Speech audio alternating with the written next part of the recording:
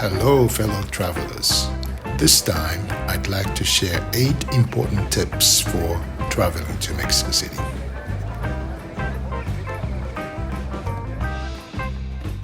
First of all, tap water. It's advisable not to drink water directly from the tap, and it's often contaminated with bacteria and pollutant. Locals usually purchase large bottled purified water called garrafon, which are delivered to their homes. They use bottled water for both cooking and drinking, and some even use it for brushing their teeth.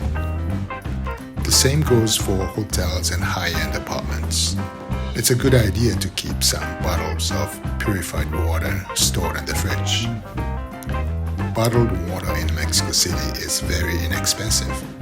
A 10-liter garrafon costs around 50 pesos, and a 1-liter bottle is only about 8 pesos. Some street vendors and inexpensive restaurants might use tap water to prepare food, wash vegetables, and make ice. Mid and high-end restaurants should use purified water in the kitchen, but if you're unsure, it's a good idea to ask for clarification. You can tell if ice is made from purified water by checking if the ice cubes are clear and have no bubbles.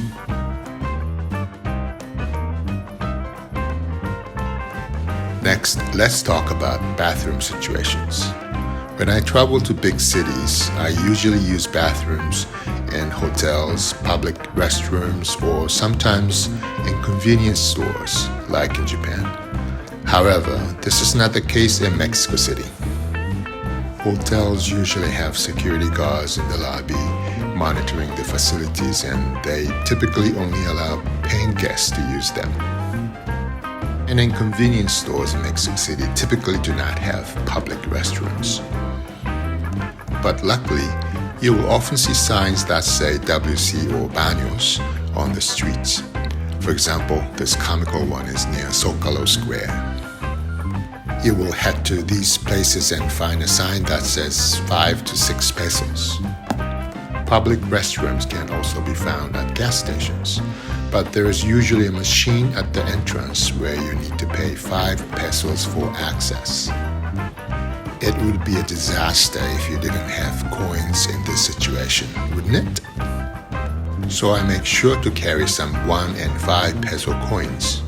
However, if you use a credit card most of the time and don't make small purchases at gift shops, you will rarely have coins in your pocket.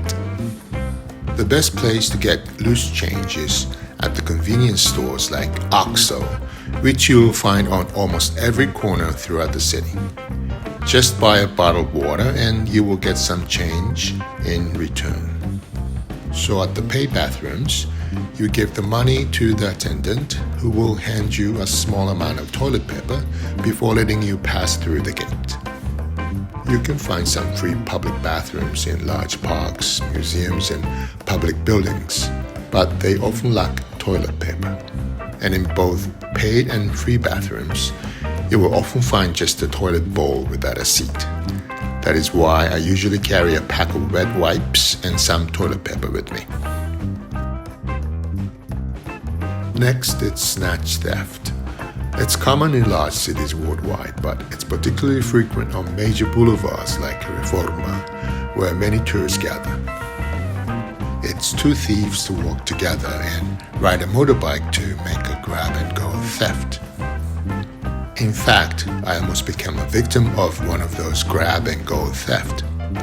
I was waiting for my Uber next to the bicycle lane, looking at my phone, when I saw a motorbike with a passenger approaching very fast. Suddenly, I felt a very strong impact on my chest, as if someone had tried to knock me down. I was shocked and didn't realize what had happened until I figured out they were trying to snatch my phone. I must admit it was partly my fault because I was standing right by the bike lane and not paying attention to my surroundings. However, even on the sidewalk, a bicycle can come up from behind and snatch my belongings. Mexico City's traffic is chaotic and seemingly unruly. On my first day in the city, a local told me, "The first advice I'll give you is don't assume cars will stop when you use a crosswalk. They never will." And he was right. Even with just a little rain, the wet road seems to cause many accidents, and the resulting traffic jam become unbelievable. This makes taking an Uber and predicting arrival time very difficult. In fact, I got so used to longer ride times that I always added extra time when I had an appointment. One day I took an Uber for a distance of just 4 miles, but it took nearly 2 hours to reach my destination. Make matters worse, Uber charged me extra for the extended ride time. Because of the terrible traffic jams, sometimes you have to rely on public transportation, such as subways and city buses.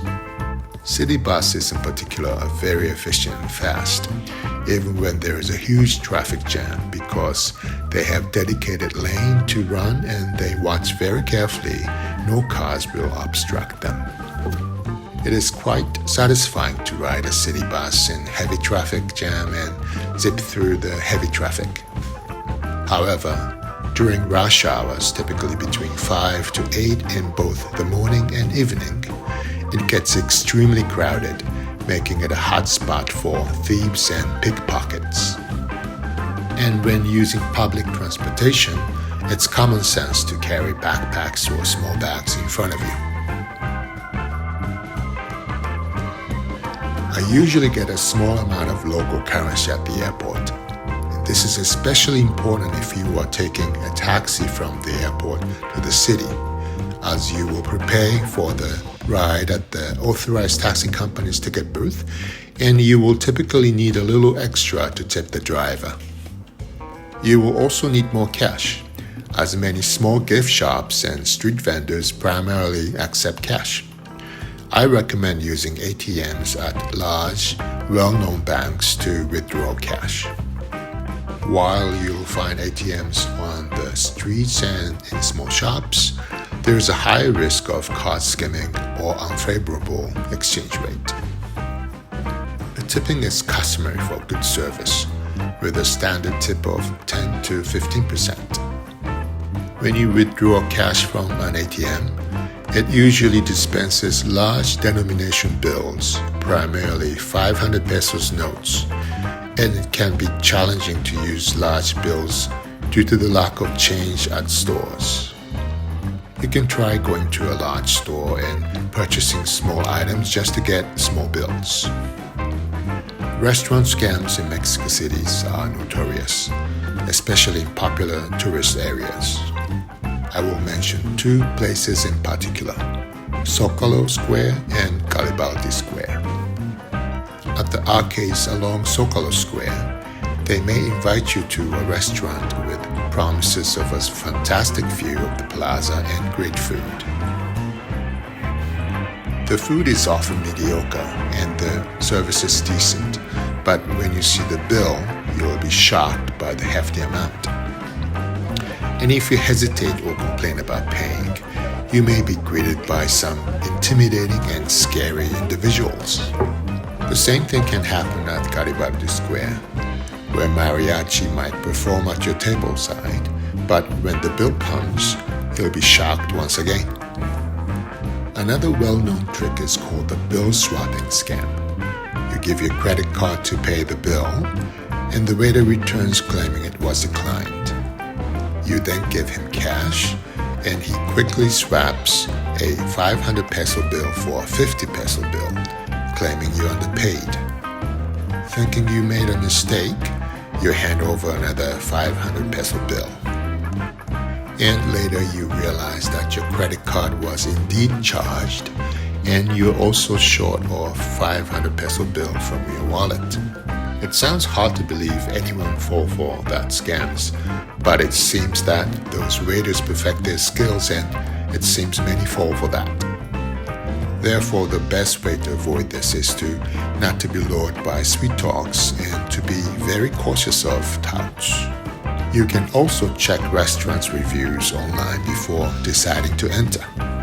By the way, here are my personal recommendations: the Terraza restaurant at the Grand Hotel in Zocalo and the restaurant Tenampa in Garibaldi Square. Both offer excellent food and atmosphere.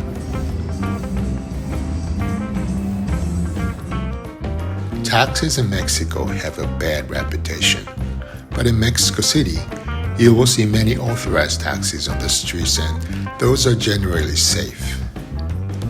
For transportation from the airport to the city, it's convenient and safe to find authorized taxi company stands, prepay, and then take your assigned taxi. However, you should never hail a taxi on the street, as those are not background checked and may be connected to criminal activity. I recommend using Uber or Didi, another popular ride-sharing service, over taxis for both better security and often lower prices. Although the city offers many free Wi-Fi spots, it's crucial to have reliable and fast Wi-Fi service for your mobile phone, as you will rely on it heavily for ride-sharing, app, and navigation. Here are some additional tips. Mexico City is a great city to explore, but it also has many poor and crime-ridden neighborhoods very close to tourist area. For example, just off the historic center is called Tepito, and it is considered a very dangerous area for tourists. Also, the Colonia Doctores, which is on east across the trendy Colonia Roma, and it is considered to be a dangerous area for tourists. Colored areas in this map are considered the safest neighborhoods, and it is not advisable to visit areas outside that. Iztapalapa is another very dangerous neighborhood with the highest incidences of rape and violence against women, both domestic and otherwise. However, if you're interested, there is a cable car service over that neighborhood, offering a different perspective of the city.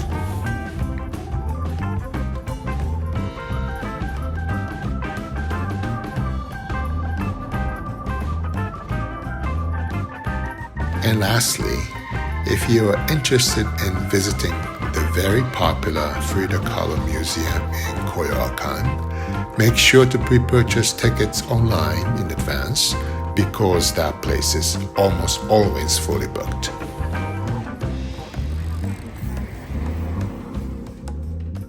And that's it. Thank you for watching this video, and if you like this video, please make sure to hit the like button and subscribe to my channel. Thank you again and have a nice trip.